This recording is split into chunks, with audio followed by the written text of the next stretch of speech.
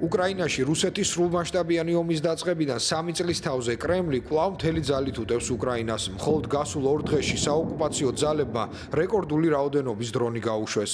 უკრაინის პრეზიდენტის ცნობით ეს ქვეყანაში რუსეთის სრულმასშტაბიანი შეჭრის შემდეგ უპილოტო საფრენი აპარატების გამოყენებით ყველაზე მასშტაბური იერიში იყო. ვოლოდიმირ ზელენსკის განცხადებით ერთიანი კოორდინირებული მოქმედებით რუსეთმა რეკორდული რაოდენობის 267 დრონი გაუშვა. უკრაინული მხარის ცნობით 183 დრონი გაანეიტრალეს, ხოლო 119 გაანადგურეს.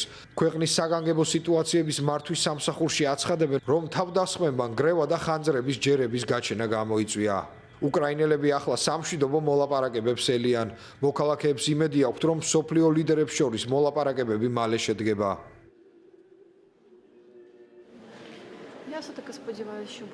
მინდა შეთანხმებას მალე მოაწერონ ხელი.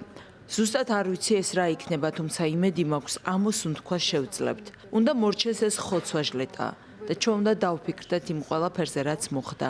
უნდა დავიწყოთ ჩვენი ქვეყნის აღდგენა. ღმერთს ვთხოვ, რომ ეს წელს მოხდეს.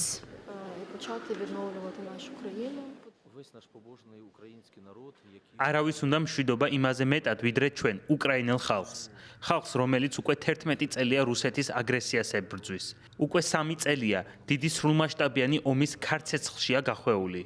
ყველაზე მეტად მშვიდობა ჩვენ გვსურს, მაგრამ ჩვენ გვინდა მშვიდობა თავისუფლებაში. გვსურს სამართლიანი მშვიდობა, ისეთი როგორიც ჰქონდა, სანამ რუსეთი სასტიკად დაგვესხმებოდა თავს.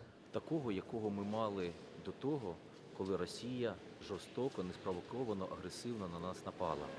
უკრაინაზე დრონების გამოყენებით ყველაზე მასშტაბური იერიშის პარალელურად რუსეთის პრეზიდენტმა უკრაინის ომში მონაწილე რუსი სამხედროები დააჯილდოვა. სპეციალური სამხედრო ოპერაციის მონაწილეები იცავენ ჩვენი წინაპრების დიდებულ დანატოვარს. თქვენც მათ მსგავსად ვაშკაცურად დგახართ რუსეთის დაცვის სადარაჯოზე. მამაცურად იბრძვით ჩვენი ხალხის მომავლისთვის. მადლობა თქვენ და ყველა თქვენს თანამებრძოლს. თქვენი ძალისხმევით ვაღწევთ ჩვენს მიზნებს. უკრაინაში სრულმასშტაბიანი ომის დაწყებიდან 3 წლის თავზე ვლადიმერ პუტინი ამ ომს კვლავ სპეციალურ სამხედრო ოპერაციას უწოდებს. ომს, რომელმაც მილიონობით მშვიდობიანი მოქალაქე დევნილად აქცია. ომს, რომელმაც 10,000-ობით სიცოცხლე შეიწირა. პუტინი კი არ ჩერდება, კვლავ უტევს უკრაინას და ებრძვის მშვიდობას.